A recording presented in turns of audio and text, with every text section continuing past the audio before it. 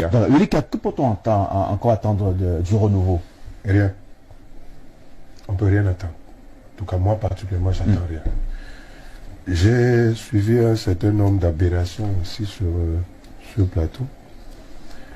Quand on dit que quand M. Biya prend le pouvoir, l'électrification est à 30% et que 38 ans après, on est à 63%, ça veut dire que c'est 1%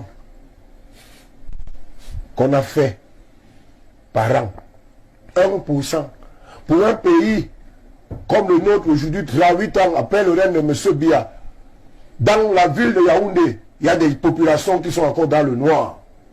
5 jours sur 7. On n'a pas d'eau.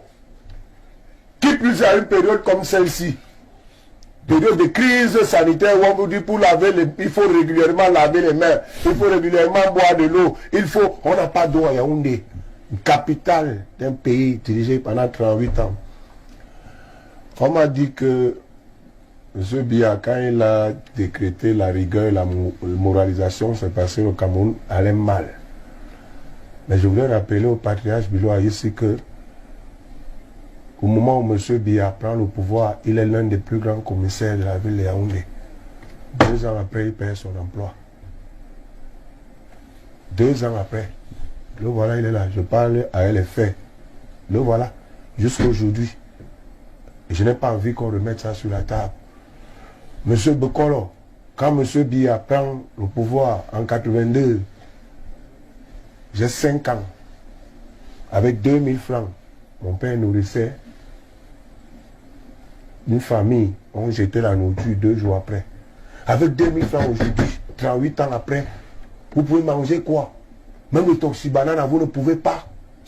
Je dis encore, et je le répète, et je le réitère, le plus grand malheur du Cameroun, c'est que M. Biya ait pris le pouvoir, parce que ce monsieur a légitimé la corruption. Il a légitimé le vol. Il a légitimé l'impunité. Comment vous pouvez expliquer 38 ans dans un pays sérieux qu'un fonctionnaire soit plus riche qu'un opérateur économique? Vous me parlez de quel succès? Vous me parlez de quelle moralisation? Comment vous pouvez expliquer que 38 ans après, un seul Camerounais a 1263 salaires au ministère des Finances? C'est après 20 ans qu'on se rend compte que cela existait. Vous parlez de quoi?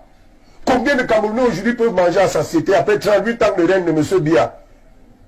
Combien de Camerounais aujourd'hui peuvent se soigner? M. Biya nous a dit dans l'un de ses discours, santé pour tous en l'an 2000. M. Bokolo, nous sommes en 2020. C'est maintenant en 2020 qu'on nous parle de couverture sanitaire. En 2035, donc il faut encore attendre 15 ans. C'est-à-dire que M. Biya, qui a la particularité de vivre dans une famille à qui Dieu a accordé un don de vivre longtemps, donc nous allons encore attendre 15 ans pour avoir, nous autres Camerounais, la couverture sanitaire. Dans 15 ans, M. Bokolo, j'aurai 58 ans. Et je serai en retraite. Donc ça veut dire que je n'aurais pas connu la couverture sanitaire toute ma vie.